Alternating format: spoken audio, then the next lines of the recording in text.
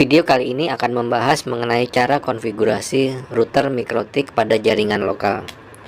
Router MikroTik biasanya kita gunakan untuk membagi akses internet ke lebih dari satu perangkat atau komputer di dalam jaringan, dan juga memungkinkan kita untuk melakukan pengaturan hak akses dan kecepatan. Jadi mungkin ada komputer yang punya hak akses penuh atau hanya pada jam-jam tertentu, dan juga kita bisa menentukan kecepatan yang berbeda-beda untuk setiap komputer yang ada pada jaringan. Jadi misalnya kita sudah memiliki satu buah komputer yang terkoneksi ke internet, tetapi bagaimana jika kita memiliki beberapa komputer lain yang juga akan terakses ke internet? Nah, di sini kita membutuhkan sebuah switch untuk menghubungkan komputer-komputer tersebut, dan juga kemudian kita membutuhkan router untuk melakukan konfigurasi tersebut. Kemudian kita harus melakukan perencanaan jaringan lokal. Di sini kita harus menentukan IP-IP yang akan kita pakai pada jaringan lokal kita. Untuk contoh kali ini kita akan menggunakan IP 192.168.30. Untuk networknya kita menuliskan notasi 192.168.30.0/24 atau subnet masknya 255.255.255.0. Dari range IP tersebut kita juga harus memilih satu buah IP yang akan kita pasang pada interface lokal di router kita. Misalnya untuk contoh ini kita akan menggunakan IP 192.168.30.1 sebagai IP router kita. IP ini yang akan menjadi gateway dari komputer-komputer di jaringan lokal. Kemudian untuk akses ke internetnya kita harus mengetahui juga beberapa data yang biasanya kita dapat dari ISP kita. Misalnya kita menggunakan IP statik, maka kita membutuhkan IP address router, biasanya IP public atau subnet masknya, kemudian juga gateway-nya, dan juga IP DNS server. Atau juga bisa saja kita menggunakan DHCP. Atau juga misalnya kalau kita menggunakan DSL, biasanya kita menggunakan sistem PBPoE, di mana kita membutuhkan informasi, kita harus tahu service name dan juga passwordnya. Pertama-tama kita akan melakukan konfigurasi IP address pada laptop kita. Di sini kita akan memasukkan IP address sesuai dengan planning kita tadi, yaitu 192.168.30 titik sekian. Kita akan pakai yang titik 10. Kemudian subnet masknya adalah 255.255.255.0. Kemudian IP router kita atau IP gateway adalah 192.168.30.1. Jangan lupa juga memasukkan data DNS. Di sini kita akan menggunakan 192.168.30.1 sama dengan IP pada router kita. Selanjutnya kita akan melakukan konfigurasi awal untuk perangkat router board kita. Kita menggunakan aplikasi Winbox. Anda bisa download di mikrotik.com atau di mikrotik.id. Kemudian setelah kita buka, kita klik di sini. Di sini akan tampak router board yang terhubung langsung ke laptop kita. Pastikan bahwa antara laptop dan router board sudah terhubung menggunakan kabel Ethernet. Kemudian untuk membuka, kita klik pada MAC address di sini. Kita menggunakan user admin dan tidak menggunakan password. Supaya kita menggunakan router board tanpa konfigurasi apapun terlebih dahulu, kita akan klik remove configuration. Di sini bisa kita lihat bahwa tidak ada IP address yang sudah terpasang.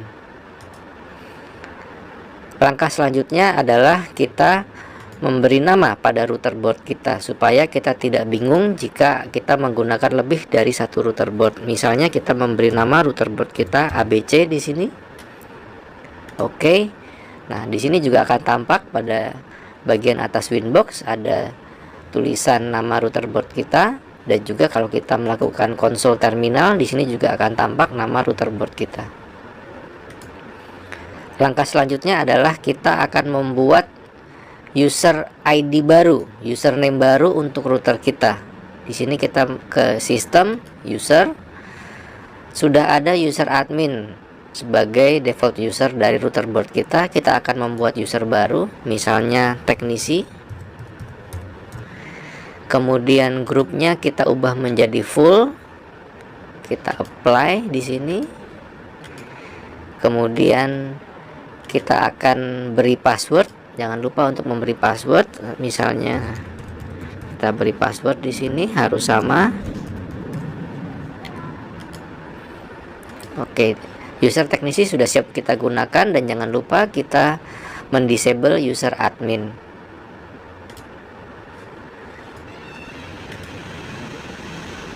Kalau kita coba login kembali, kita sudah bisa menggunakan user teknisi dengan password yang sudah kita masukkan tadi. Di sini kita login menggunakan user teknisi. Selanjutnya kita akan melakukan pengaturan pada router. Percobaan kali ini menggunakan router board 433 yang memiliki 3 buah port Ethernet. Kita harus memilih interface mana yang akan menghubungkan network lokal dan interface mana yang akan terhubung ke internet. Di sini saya memilih Ether 2 untuk penghubung ke network lokal. Kita akan menambahkan IP address untuk interface ini. IP address. Di sini kita akan menambahkan address. Di sini IP-nya adalah 192.168.31, dan jangan lupa untuk memasukkan simbol netmasknya /24. Kemudian kita memilih interface name-nya Ether 2. Setelah menambahkan IP, kita bisa melakukan testing apakah konfigurasi IP di interface lokal sudah berjalan dengan baik. Kita akan ping ke 192.168.30.1 dari laptop kita, dan IP ini adalah IP router kita. Oke, sudah terkoneksi dengan baik, berarti konfigurasi kita sudah benar. Kita akan lanjut untuk melakukan konfigurasi pada interface public. Interface public yang kita gunakan adalah Ether 1. Di sini Ether 1 kita hubungkan ke ISP. Kalau ISP kita menggunakan DHCP server sehingga kita hanya perlu menggunakan DHCP client, maka kita tinggal mengaktifkan DHCP client. DHCP client, di sini kita tinggal memilih interface mana.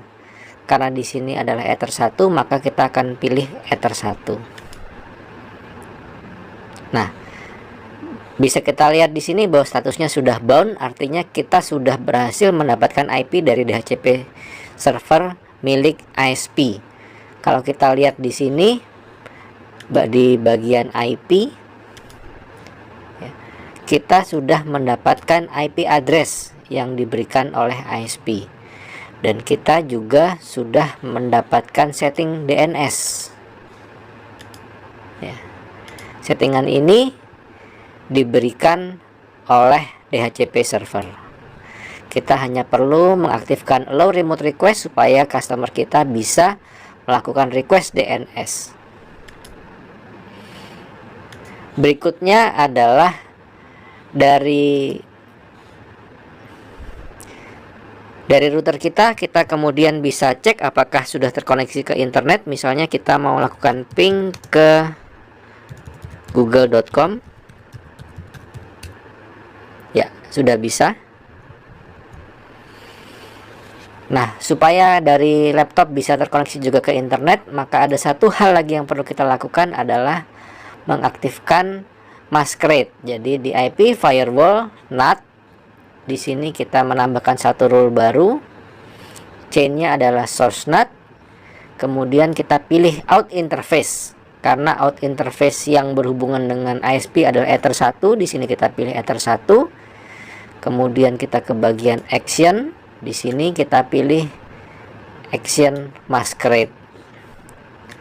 Action ini akan mengubah IP address private kita menjadi IP address public. Saat ini seharusnya laptop kita sudah bisa terkoneksi ke internet. Kalau kita coba ping ke internet,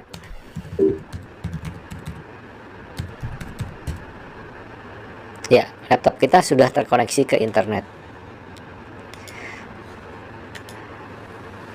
Konfigurasi tadi diasumsikan kita menggunakan DHCP client.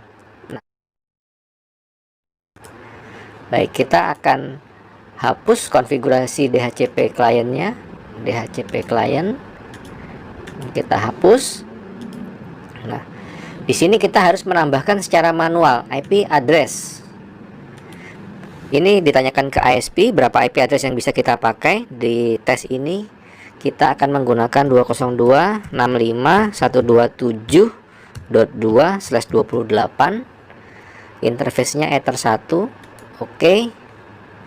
Kemudian kita juga perlu menambahkan default root ada di IP.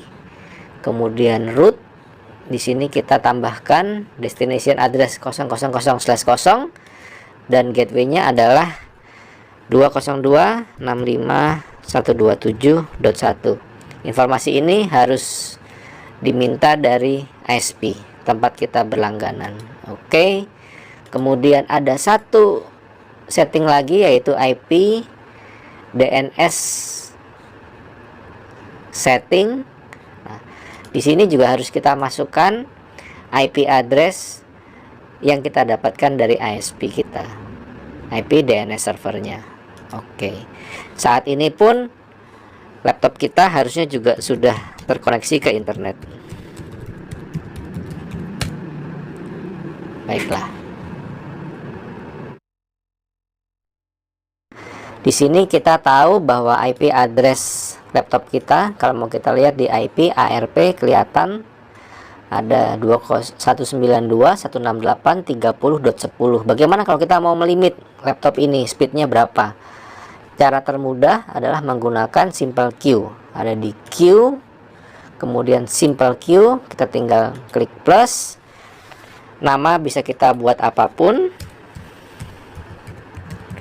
Kemudian target address ini adalah IP address laptop kita.